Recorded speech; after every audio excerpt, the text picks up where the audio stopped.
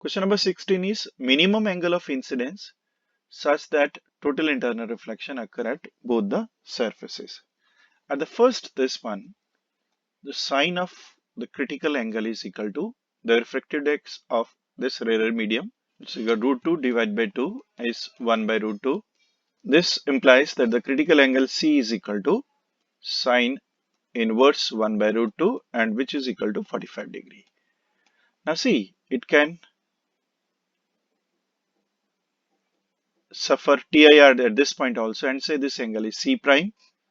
Then sine of C prime is equal to, it can go into this medium is equal to root 3 divided by the refractive index of this medium is 2. Therefore, C prime is equal to sine inverse root 3 by 2 which is equal to 60 degree. So out of this one, the I should be the greater so that TIR can occur. So here the correct option to this is angle 60 degree and option is 2. Two thin convex lenses of focal length 20 cm and 10 cm respectively are placed at distance d if a parallel beam of light incidence on the first lens emerges as parallel beam from the second lens, then the value of d. So as should emerge from the lens as parallel, and when they are kept at separation, you have this formula 1 by f2 minus d f1 and f2. Now total focal length should be infinity for the beam to this one, and you get that here the separation d should be equal to f1 plus f2. So answer is the first answer. Question number 18 is under minimum deviation condition in a prism, if the ray is incident at an angle of 37 degree at the first refracting surface, the angle between the emergent ray and the second refracting surface of the prism. Now this is the prism, and if it is in minimum deviation position, so ray is going parallel to the base. In that case, this is I and this is E, and angle of incidence is given 37 degree. Therefore, the emergent angle will also be 37 degree, and angle asked is this angle with the second refracting phase. And now see, with the normal total angle is 90 degree, therefore theta plus A is equal to 90 degree, and theta will be 90 minus 37, and that is equal to 53 degree.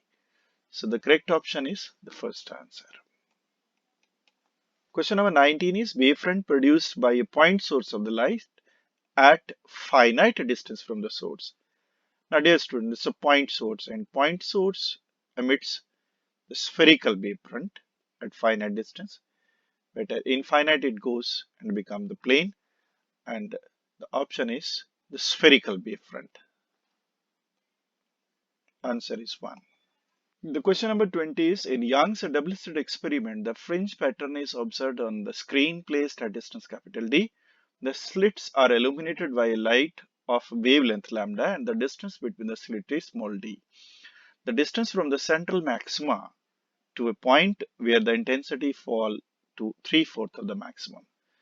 Now in YDSC, what is, you have the two sources and you want somewhere here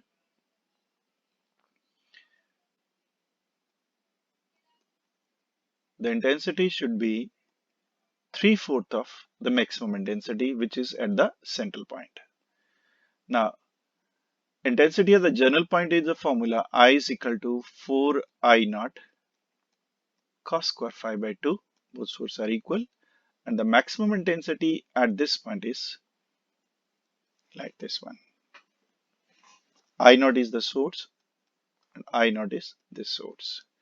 Now it says that the intensity at this point is 3/4 of the maximum. So 3 by 4 of the maximum intensity is equal to 4I naught into cos square phi by 2.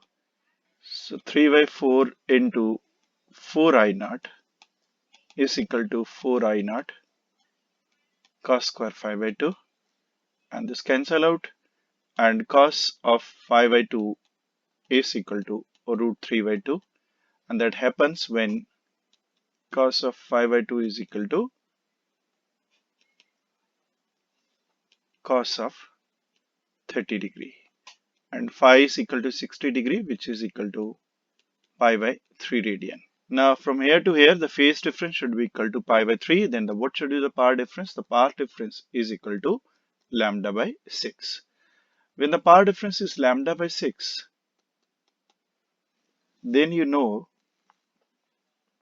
that y small d by capital D is equal to lambda by 6.